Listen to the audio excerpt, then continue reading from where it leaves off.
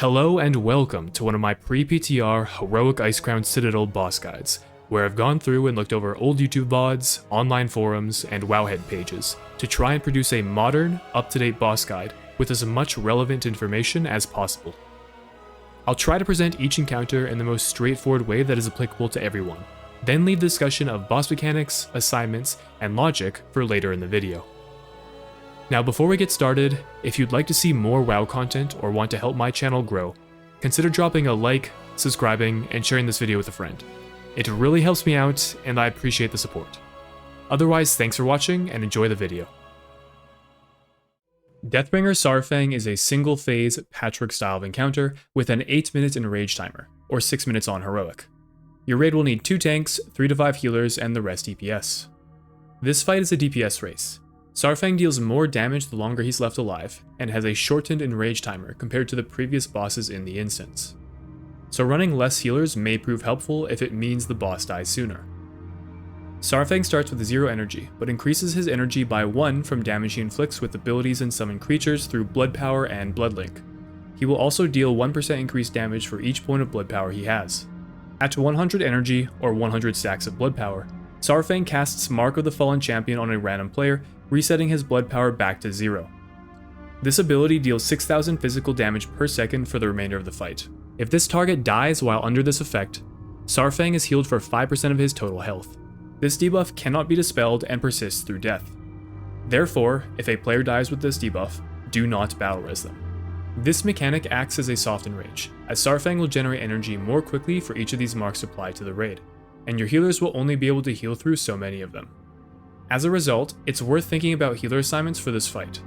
The healing demand will ramp up significantly towards the end of the encounter, and without doing assignments, it's likely that one of your tanks or mark targets will flop. There are other ways of doing this, but consider assigning 1 mark per healer until there are as many marks out as there are healers. Then add second marks in order of healer class and ability. The boss should be dead before your healers need to juggle a 3rd mark. Saurfang will also use Boiling Blood on a random player, dealing 9,500 physical damage every 3 seconds for 24 seconds. This ability can be removed with Blessing of Protection. Additionally, your tanks will need to be quick to taunt swap on applications of Rune of Blood. This ability leeches about 6,000 health from the enemy target, which heals Saurfang for 10 times that amount. Then, Saurfang will use Blood Nova. This ability deals 10,000 damage to a random target and anyone within 12 yards of them. Each person hit generates 1 blood power for the boss. To mitigate this, position your raid with ranged DPS and healers spread in the following manner, 12 yards apart from one another. Healers are positioned furthest back because they are most likely to pull threats when adds spawn. Saurfang summons 5 blood beasts every 40 seconds in a pentagon shape around him. These adds take 95% reduced AoE damage and 70% reduced disease damage, and generate blood power each time they deal melee damage. Thus, they need to be kited and focused down with single target damage. On heroic, 5 seconds after spawning, blood beasts will gain Scent of Blood. This buff slows nearby players and massively increases the damage they deal.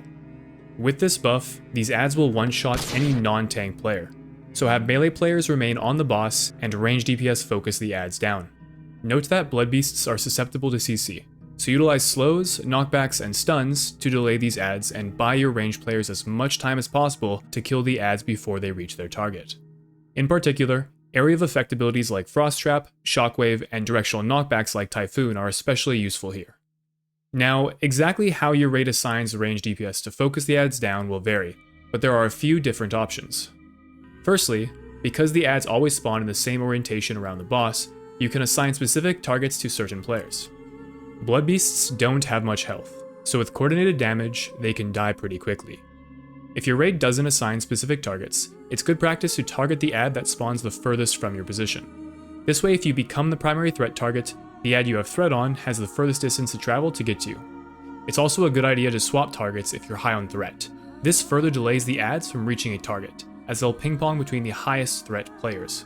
This only works for so long though. Eventually your healers will rip aggro.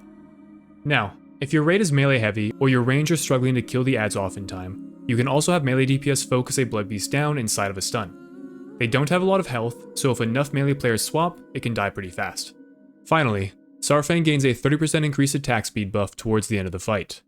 Tanks be sure to use powerful defensives for points where you're tanking Saurfang with this buff and high stacks of blood power. It's maybe worth saving Bloodlust for the final part of this fight, because this is when most of the damage will be going out. Otherwise, that's it. Defeating Deathbringer Saurfang marks the end of the Lower Spire, the first section of ICC. Thanks for watching, and stay tuned for more raid guides coming soon. See ya.